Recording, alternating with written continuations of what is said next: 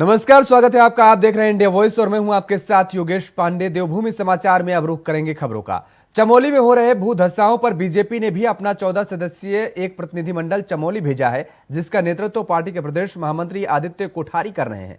Party के प्रदेश प्रवक्ता हनी पाठक ने कहा है कि राज्य की सरकार जोशीमठ की समस्या पर चिंतित है, जिसमें एक्सपर्ट की एक टीम सरकार की तरफ से पूर्व में भी भेजी जा चुकी है और आज पार्टी का भी प्रतिनिधिमंडल वहां पर गए हैं, जो स्थानीय जनता से बातचीत करेंगे और जो भी जनता के सुझाव होंगे उन सुझावों पर सरकार को अवगत कराने का काम करेंगे। उत्तराखंड एक आपदा प्रदेश है और काफ़ी गंभीर मामला है ये कि दरारें आ रही हैं सड़कों में, होटलों में, और गंभीरता से माननीय पुष्कर सिंह धामी जी ने इस मामले को लिया है। 14 सदस्यों की कमेटी भी बनाई गई और वो जाएंगी नहीं, जा चुकी हैं। आज 2 बजे और टीम भी वहाँ पे पहुँच चुकी है। लगातार कार्य हो रहा है और लगातार उस पर दृष्टि बनाए रखी है हमारे माननीय मुख्यमंत्री जी ने, और CS वगैरह के साथ मीटिंग भी करी है और जो भी होगा जनता के हित में ही फैसला लिया जाएगा। उत्तराखंड देखिए आपदा का प्रदेश है, वहाँ निरंतर इस प्रकार की आपदा आती रहती। पहले भी आपदा, काफ़ी भीषण आपदा आ रखी है, तो आपदा के प्रदेश को मद्देनज़र देखते हुए देखिए क्या आगे हो सकता है। इंजीनियर्स वगैरह की भी टीम वहाँ पे निरीक्षण करने गई हुई है, जल्दी कोई अच्छी नतीजा निकल कर आएगा। कैबिनेट मंत्री गणेश जोशी ने कहा है कि जोशीमठ में हो रहे भू धसाओं पर राज्य सरकार चिंतित है और सरकार के मुखिया के तौर पर स्वयं मुख्यमंत्री पुष्कर सिंह धामी भी जोशीमठ जाने का काम करेंगे और स्थानीय जनता से बातचीत भी करेंगे।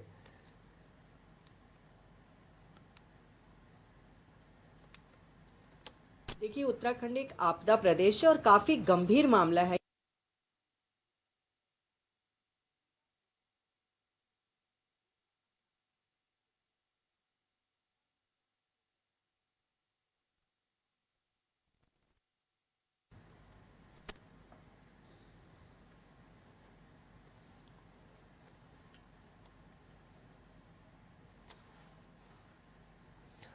जिस शहर को वर्ल्ड का हेरिटेज सिटी यानी विरासत वाला शहर होना चाहिए था, वो आज अपने अस्तित्व की लड़ाई लड़ रहा है। एक बड़ी त्रासदी के मुहाने पर खड़ा है। सारे निर्माण कार्य रोक दिए गए। दिल्ली में हलचल है, दून में भी हलचल है, लेकिन सवाल यह है कि ऐसे हालात क्यों पैदा हुए। इस रिपोर्ट को देखिए। देवभूमि के दिल पर दरार, जोशीमठ में मचा हाहाकार। सड़क, घरों, दीवारों में बढ़ रही दरार। मुश्किल में जान, पहाड़ पर त्राहिमाम। घरों में बढ़ रही दरारें, बड़ा सवाल, आखिर क्यों धंस रहा जोशीमठ?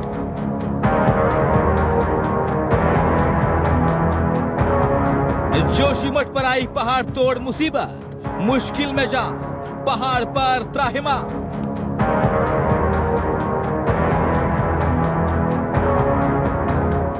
आशियाने पर संकट तो पलायन ही विकल्प।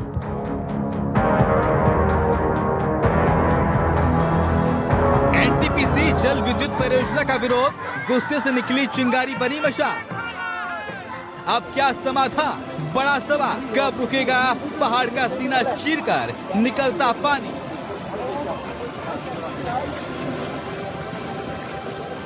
आखिर कुदरत की बात या विकास का साइड इफेक्ट? जारी है जोशीमठ के पहाड़ों पर पानी का प्रकोप। सरकार साथ, लेकिन निकलेगा समाधान? जोशीमठ को लेकर हम लोग लगातार नज़र बनाए हुए हैं, लगातार सभी से संपर्क में हैं।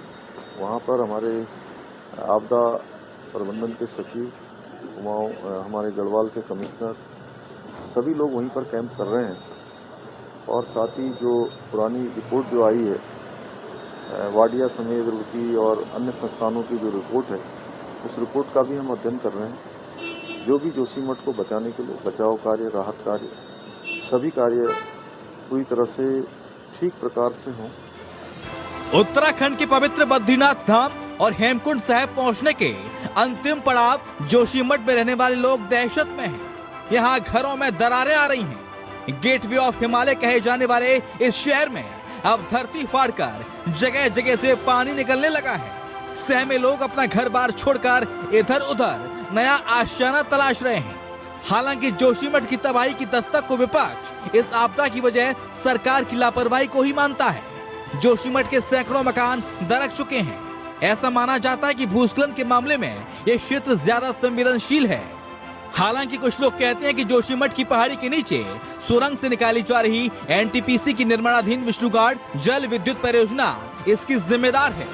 धामी सरकार बहुत देर से नींद से जागी है, इसलिए क्योंकि ये 6ठा साल चल रहा है प्रचंड बहुमत और डबल इंजन की सरकार को, लेकिन जो डैमेज वहां होना था वो तो हो चुका। ढीली और गीली मिट्टी का वहां पर बात सामने आ रही है कि जोशीमठ की जो मिट्टी है वो उतनी स्ट्रांग नहीं है और वो निर्माण कार्य झेलने की हालत में नहीं थी।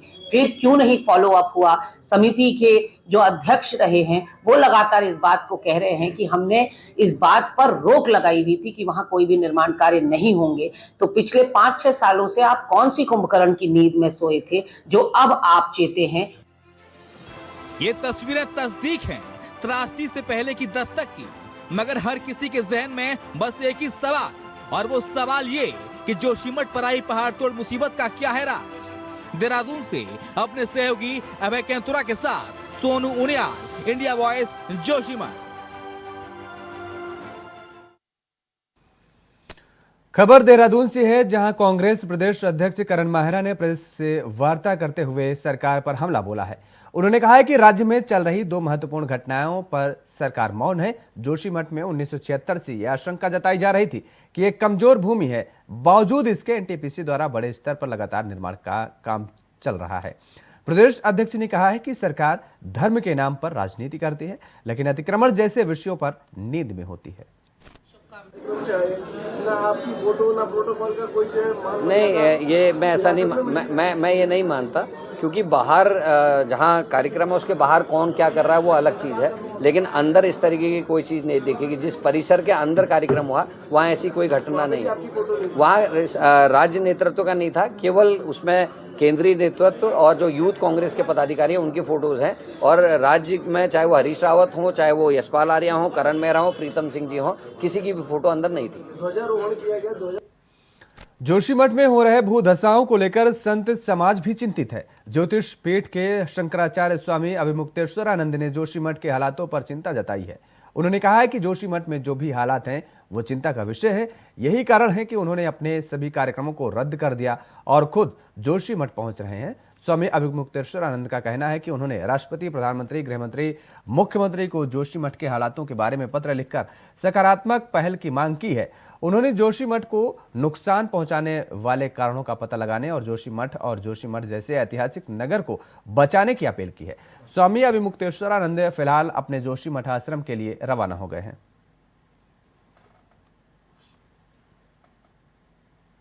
से हमने उत्तराखंड के मुख्यमंत्री जी से भी, देश के गृह मंत्री जी से भी और प्रधानमंत्री जी से भी और राष्ट्रपति महोदय से भी हमने पहले ही पत्र लिख करके अनुरोध किया था कि ये जो वहाँ पर गतिविधियाँ चल रही हैं, चाहे वो ऑल वेदर रोड की हो, चाहे एनटीपीसी के हाइड्रो पावर प्रोजेक्ट की सुरंग हो, और चाहे इसी तरह के दूसरे कार्य हों। जब ऐसी परिस्थिति है कि पूरे एक नगर का अस्तित्व दांव पर लगा हुआ है, और वो भी नगर कोई सामान्य नगर नहीं है, वो ऐतिहासिक, सांस्कृतिक, पौराणिक नगर है, भारत की आत्मा है, सनातन धर्म की राजधानी है। ऐसे स्थान का अस्तित्व अगर संकट में हो और वहाँ पर रहने वाले 25 से 50 हज़ार के बीच लोगों के जान और माल का सवाल हो, तो कोई बहुत सहजता से चीज़ों को नहीं लिया जा सकता है। इसके लिए गंभीर रुख करना होगा, और सबसे पहले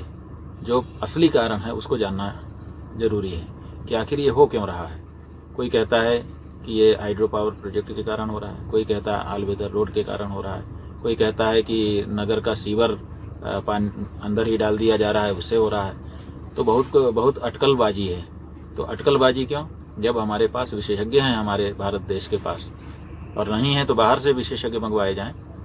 पक्की जानकारी तो हो कि आखिर ये इतना बड़ा नगर कैसे धंसता चला जा रहा है। खबर राजधानी देहरादून से है, जहां सीमांत जनपद चमोली का जोशीमठ शहर खतरे की जद में आ गया है और अपने अस्तित्व को बचाने के लिए जंग लड़ रहा है। कैबिनेट मंत्री और वन विकास निगम के अध्यक्ष कैलाश चंद्र गहतोड़ी का कहना है कि एक बड़ा आपदा जोशीमठ में आई है। पूरा प्रशासनिक अमला, साथ ही धामी सरकार भी शहर को बचाने में जुट गई है।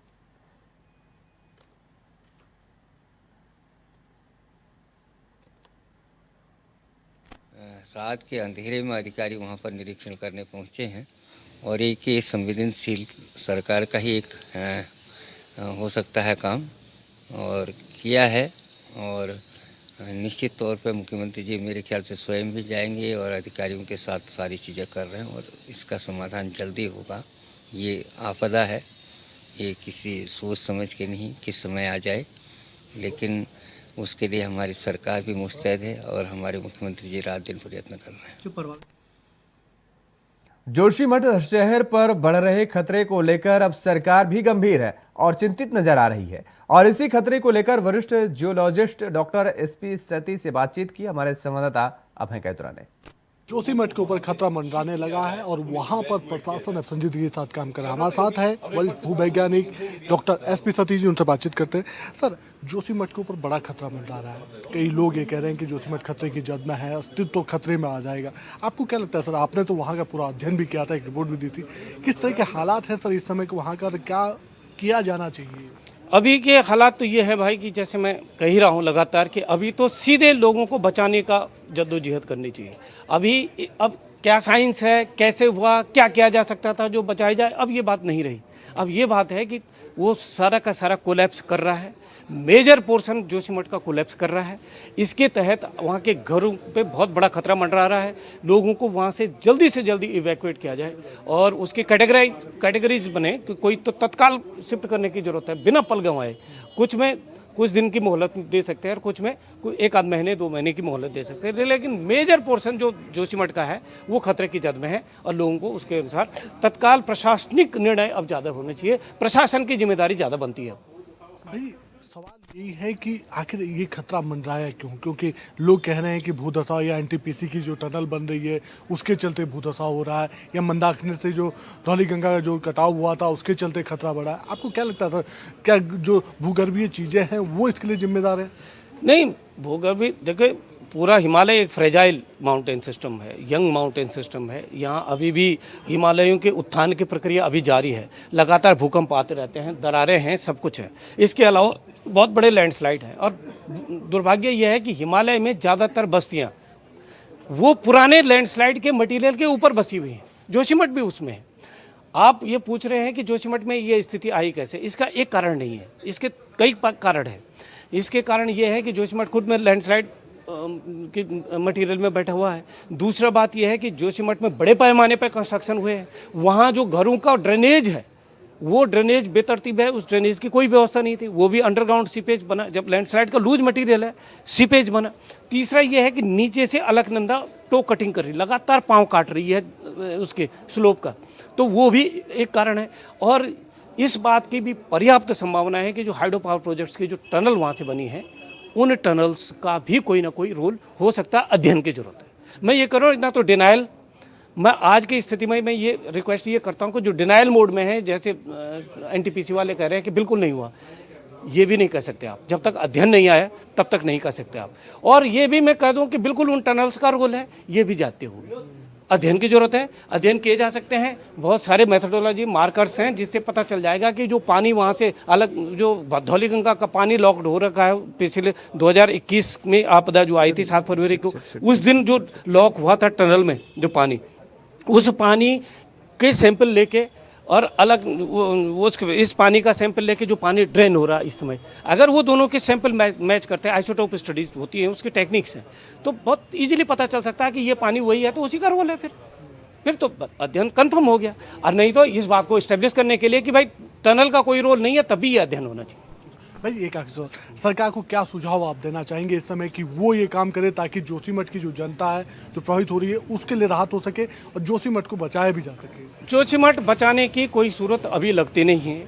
बाद में ये देखना पड़ेगा, ये सब्सिडेंस का जो ये फेज चल रहा है, ये 1-2 साल तक ये कितना बचता है उसके बाद कुछ सोच सकते हो आप, उस जियो इंजीनियरिंग मेजर्स तब ले सकते हैं। अभी तो लोगों को बचाना प्राथमिकता है, अभी विज्ञान के से ज़्यादा एडमिनिस्ट्रेशन और मैनेजमेंट का मामला है। ये तत्काल लोगों को वहाँ से उठाया जाए, नहीं तो किसी सुबह आप सुनोगे कि सैकड़ों लोग दफन हो गए और एक बड़े पोर्शन के तो सुराग भी नहीं मिलने वाले, वहाँ तो अवशेष भी नहीं मिलने वाले। इस तरीके से कोलैप्स हो रहा है। ये थे भूवैज्ञानिक डॉक्टर एसपी सतीश जी, जिनका साफ तौर पर कहना है कि इस समय हालात और जो इस समय जोशीमठ के हालात बने हैं उसमें साफ तौर पर कहा जा सकता है कि प्रशासन को अब जोशीमठ बचाने की नहीं बल्कि जो स्थानीय जनता की जो समस्या है उनको दूसरी जगह सुरक्षित जगहों पर शिफ्ट करने की कोशिश करनी चाहिए, क्योंकि जिस तरह के हालात जोशीमठ में है, जो अध्ययन वहाँ का आया है, वैसे में जोशीमठ के ऊपर उसके अस्तित्व का खतरा बरकरार रहेगा और कभी भी बड़ी कोई घटना घट सकती है। कैमरामैन हसुनाल साथ अभय कैंतुरा, इंडिया वॉइस, देहरादून। और यहाँ पर रुकते हैं एक छोटे से ब्रेक के लिए। ब्रेक के बाद फौरन हाजिर होते हैं। ब्रेक के बाद एक बार फिर आप सभी का स्वागत है और खबरों में अब आगे बढ़ेंगे।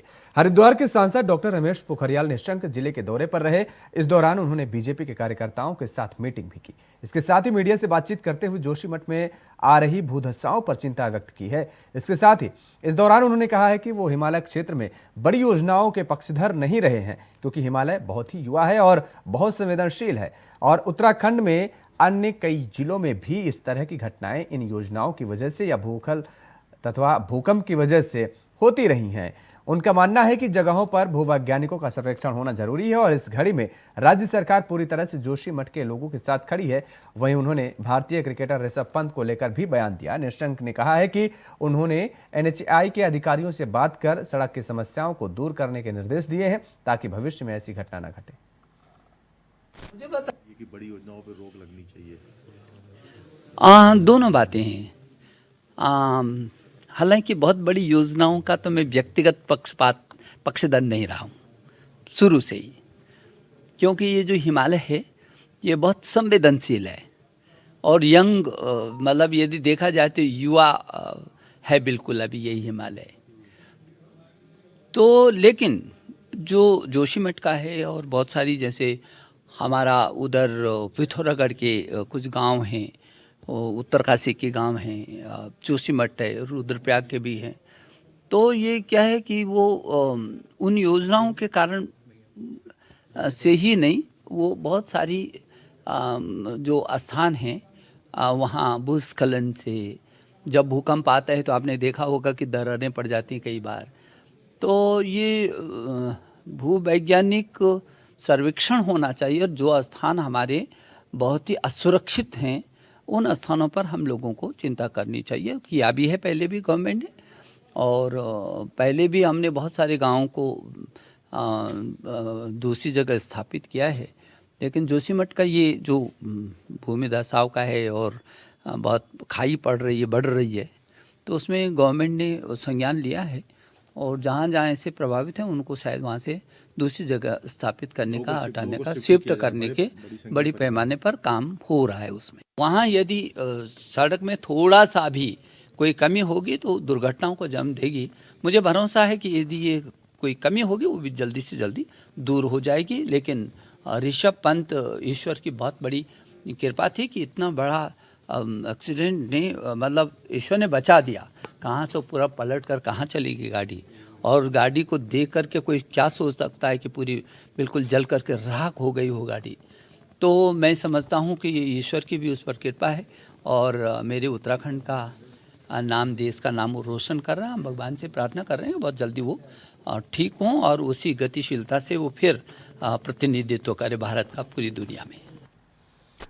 सीएम पुष्कर सिंह धामी की अध्यक्षता में शुक्रवार को सचिवालय में ग्राम्य विकास एवं पलायन निवारण आयोग की बैठक आयोजित की गई। बैठक में सीएम ने कहा है कि राज्य में पलायन को रोकने के लिए वैज्ञानिक तरीके से व्यापक कार्य योजना बनाई जाए। इसके साथ ही पर्वतीय क्षेत्रों में लोगों की आजीविका में तेजी से वृद्धि हो सके, उसके लिए भी व्यापक स्तर पर काम करने की योजना बनाई जाए। राज्य के पर्वतीय जिलों में फेंसिंग की व्यवस्था के लिए 130 करोड़ रुपए की धनराशि की व्यवस्था की जाएगी।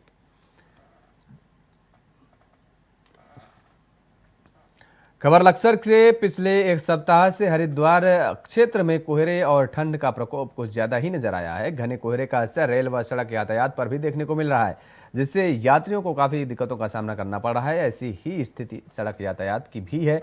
कोहरे की वजह से विजिबिलिटी बहुत कम होने के कारण वाहनों को दिन में भी लाइट जलानी पड़ रही है और वाहन दौड़ने के बजाय सड़कों पर रेंगते दिखाई दिए। वहीं ठंड के प्रकोप के चलते लोग घरों में दबक कर बैठे हुए हैं। छोटे मोटे कारोबार भी ठप हो गए हैं। उधर खेती किसानी पर भी ठंड की मार पड़ रही है। खेतों में गन्ने की फसल की छिलाई का काम ठप हो गया है। दुकानों पर भी ग्राहक नजर नहीं आ रहे।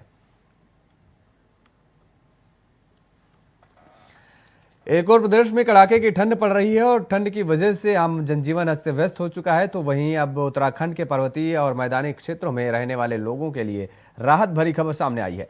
उत्तराखंड मौसम विज्ञान केंद्र की तरफ से विक्रम सिंह के मुताबिक प्रदेश में आगामी 11 जनवरी तक तापमान बढ़ने के आसार हैं। मैदानी इलाकों के साथ साथ पर्वतीय इलाकों में भी ठंड का प्रकोप कम होने जा रहा है।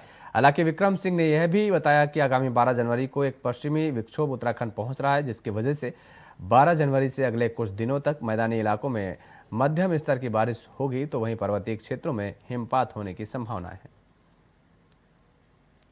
बिल्कुल, देखिए उत्तराखंड के लिए अगर मौसम की बात करें तो आज आपकी जो है 6 तारीख हो गई है जनवरी की। तो आज से आगे आप देखेंगे जो 4 से 5 दिन का समय है, करीब 10 तारीख तक या 11 तारीख तक कह लीजिए, तो जो तापमान है वो बढ़ने वाले हैं। वेदर की कोई एक्टिविटी विशेष कुछ भी नहीं है। मैदानी क्षेत्रों में भी जो कोहरा है उधम सिंह नगर या हरिद्वार में, तो वो कोहरा भी समाप्त होगा और कल से आप देखेंगे आज से ही बल्कि जो है तापमान बढ़ने शुरू हो जाएंगे। तो वहाँ पे जो दिन के समय खासकर जो शीत दिवस वाली स्थिति बनी हुई थी, कभी 4-5 दिन भी 6 दिन भी कल बात कर सकते हैं, पीछे थी ऐसी स्थिति। तो अब उसमें जो है ये कोहरा चला जाएगा, दिन के तापमान ठीक हो जाएंगे, सामान्य से ऊपर ही आने शुरू हो जाएंगे। तो अगर मैं 4 से 5 दिन की बात करूँ 10-11 तारीख तक तो जो है, तो आप ये कह सकते हैं जो मैदानी क्षेत्र है उसमें हमारे जो तापमान है दिन के वो करीब 25-26 के आसपास वो आ जाएंगे। और इसी तरह पहाड़ों में देखेंगे तो वहां भी एक करीब 18 से 20 के बीच में आने वाला है। देवभूमि समाचार में फिलहाल इतना ही। खबरों के लिए आप बने रहिए इंडिया वॉइस के साथ। नमस्कार।